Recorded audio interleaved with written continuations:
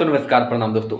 आइए बात करते हैं भोजपुरी के पावर स्टार पवन सिंह का एक बहुत ही ज़बरदस्त गाना जिसका नाम है याद आती नहीं। जिस गाने को लेकर जो है कि भोजपुरी इंडस्ट्री में जो है कि काफ़ी ज़्यादा बवाल हो गई है और इसका इंतज़ार भी बहुत सारे लोग कर रहे हैं, जो कि 3 अप्रैल को जो है कि इस वीडियो सॉन्ग को रिलीज भी किया जाएगा, वो भी ग्लोबल म्यूजिक जंक्शन और सुलेमान रिकॉर्ड से। आपको बता दें कि वही इस गाने को शारदा पंडित जी लिखी है और इस गाने म्यूजिक डायरेक्टर जो है कि सलीम सुलेमान जी है, वही इस गाने को पवन सिंह गाए हैं, जिसको लेकर भोजपुरी इंडस्ट्री में जो है कि काफ़ी सनसनीखेज है और बवाल भी हो चुकी है कि क्या ऐसा ज़बरदस्त गाना खेसारी लाल यादव जी लाएंगे। हाँ, तो आप बिल्कुल सही सुने, इससे भी ज़बरदस्त गाना जो है जल्द ही खेसारी लाल यादव जी का भी आने वाला है, वो भी बॉलीवुड से।